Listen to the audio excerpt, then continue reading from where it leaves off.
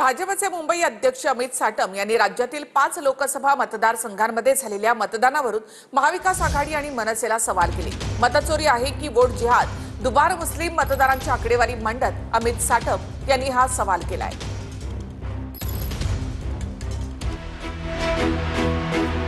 भाजपचे मुंबई अध्यक्ष अमित साटम यांनी राज्यातील 5 लोकसभा मतदारसंघांमध्ये झालेल्या मतदानावरून महाविकास आघाडी आणि मनसेला सवाल केले। मुस्लिम दुबार मतदारांची आकडेवारी ट्विट करत अमित साटम यांनी महाविकास आघाडी आणि मनसेला सवाल केले आहे। धुळे, बीड, अमरावती, मुंबई उत्तर मध्य आणि मुंबई उत्तर पूर्व या मतदारसंघांचा उल्लेख करत महाविकास आघाडी आणि मनसेवर साटम यांनी निशाणा साधलाय। मतचोरी आहे की वोट जिहाद, असं साटम यांनी म्हटलंय। मुस्लिम दुबार मतदारांची आकडेवारी दाखवत साटमांचा सवाल। धुळ्यामध्ये मुस्लिम दुबार मतं 45,797 तर 3,831 मतांनी निवडणूक जिंकली। बीडमध्ये मुस्लिम दुबार मतं 67,679 तर 6,553 मतांनी निवडणूक जिंकली।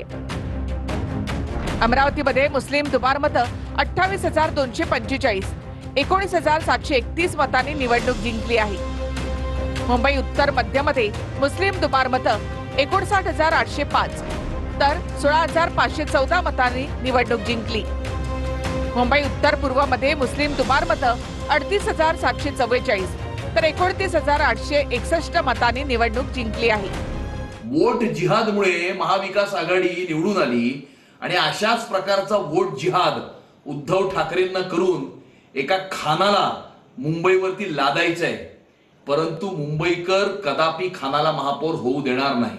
जसं तारक मेहता का उल्टा चष्मा चांगली सिरियल आहे, तसं महाराष्ट्र विकास आघाडी का हरा चष्मा, त्यामध्ये पप्पू के पापा म्हणून उद्धवजी आता स्मार्टली दिसतील। कोणत्या जातीचा असो, कोणत्या धर्माचा असो, कोणत्याही मतदारसंघातला असो, याच्याविषयी सगळ्यांना समान न्याय मिळाला पाहिजे। या आशिष शेलारांच्या भूमिकेचं आम्ही स्वागत करतो। याला कोणताही विरोध असण्याचं काहीच कारण नाही। फक्त भारतीय जनता पार्टीने याच्यामध्ये जातीयवाद, धर्मवाद आणण्याचा प्रयत्न करू नये। आजही मुस्लिम दुबार मतदारांच्या मुद्द्यावरून आशिष शेलार यांनी ठाकरेंसह महाविकास आघाडीवर हल्लाबोल केलाय। निवडणुकीच्या पराभवाचा पळ काढण्यासाठी भित्रूबाई आणि पळपुटेपणा हा राज ठाकरेंच्या पक्षाचा, उद्धव ठाकरेंच्या पक्षाचा आणि महाराष्ट्र विकास आघाडीचा आहे।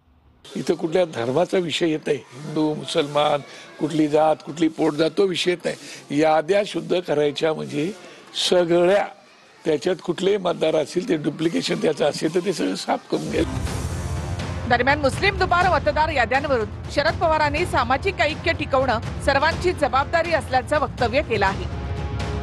राज्यात सामाजिक ऐक्य कसं राहील ही खबरदारी सगळ्यांनी घेतली पाहिजे।